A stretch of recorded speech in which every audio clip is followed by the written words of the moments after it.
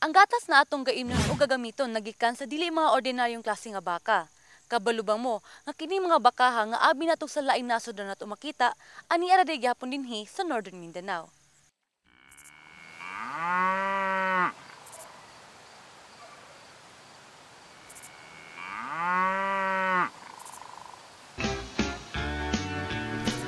Ang Holstein cattle usa sa mga breed sa baka nga kusog ang produksyon sa gatas. Busa kasagaran kini gagamiton sa dairy farming. Apan dinhi sa Talakag Bukidnon, aduna kitay makita nga farm nga dunay ingon aning klase nga baka. Kini ang farm ni Alan Bernales. Niadtong August 2009, isugdan niya ang iyang dairy farm.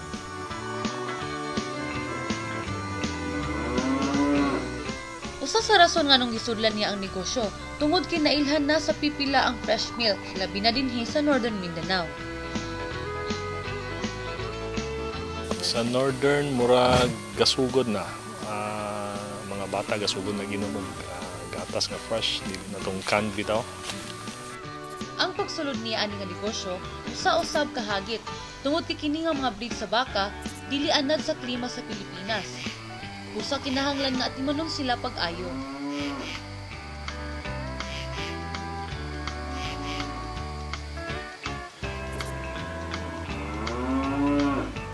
More challenge lugar gyapon sa mong group, then makatabang sad sa kwan sa bali sa mong previous nga industry nga gisudlan. Beef type man gud ang amo.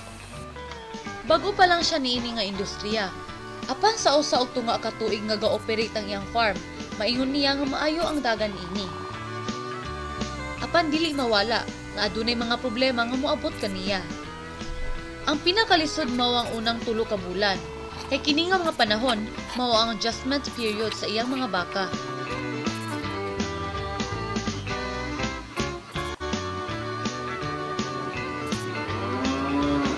Apan nakalingkawas siya.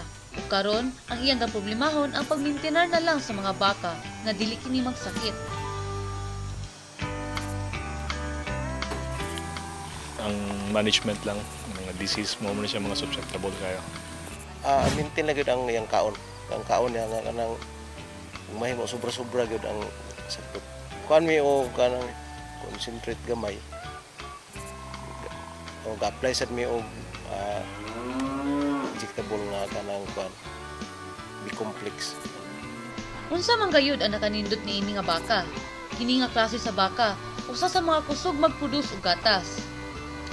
Sa usa ka adlaw, daghan kaayo ni mahatag nga gatas.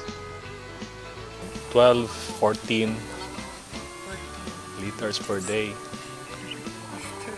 So, napagi mo abot 20. Kabalo ba mo nga usa ka baka mo kandidad og 120,000 pesos. Sa karon, adunay 20 ka mga milking cows dinhi sa dairy farm sa Talakag. Sa usa ka adlaw, ikaduha kuhaan og gatas ang mga baka. Alas 4 sa kadlawon ug alas 4 sa hapon. Adunay makina nga gagamiton sa pagkuha sa gatas gikan sa mga baka ug mao kini ang milking machine.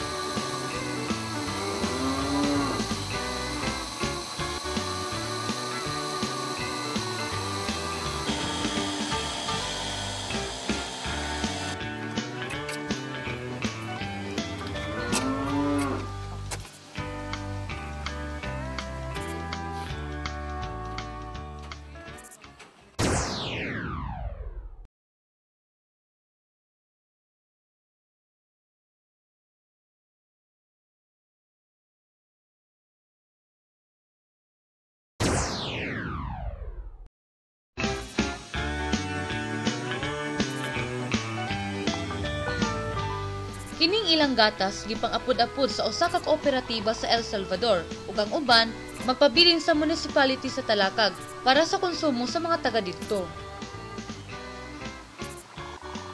Apan parte pud sa gatas ihatag sa mga gagmay nga baka.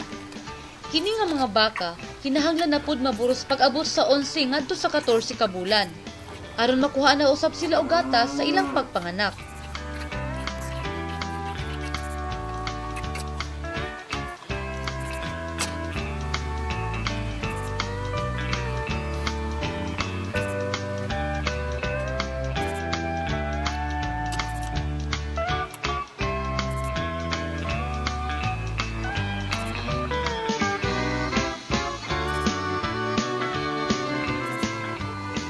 Kini nga mga baka delikado sa infeksyon, apan ang iyang mga baka dili confined. Morning gigamit ang mga range na type kay dili siya bitaw paglubog niya, limpyo man ang iyang lubugan. So, dili siya makapick up og kanang germs nga kana bitang lahi na sa confined nga nara din na sa tungod in pila ka days. Tungod kay range type ang ilang gamit, unlimited ang konsumo sa mga baka sa sagbot. Moabot og 4 ka kilo o sobra pa ang mahurot nga sagbot sa usa ka baka matag adlaw.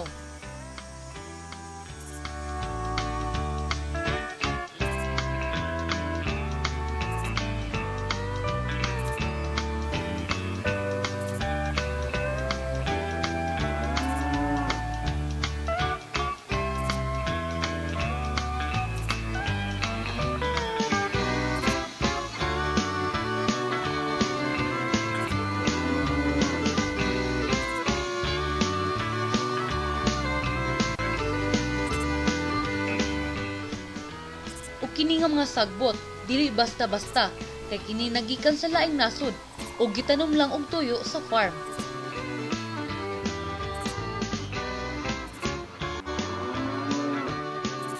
Aron masiguro nga anaa sa maayong kamot ang mga baka, adunay gabantay niini. Sila mao ang National Dairy Authority, CONNDA. Ilang team gud nga mo inspect para makasiguro sila nga secure ang baka. Para kaniya, importante ang kalidad sa gatas. Busa ang iyang plano, dili pa daghanon pag-ayo ang mga baka, apan pahimuslan lang og insakto ang yuta.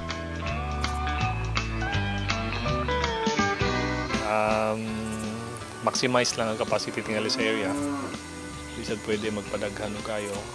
Problema gyapon, more gyapon tao. So kinahanglan massive tingali ang kuan selection.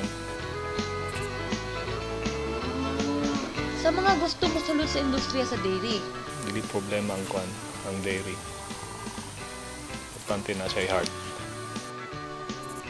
dakong garbo nato nga adunay mga gahatag kanato og produksyon sa gatas, nga gikan pagayo dinhi sa Northern Mindanao. Ako si Joyce Vega, ug mao kini ang issue karon.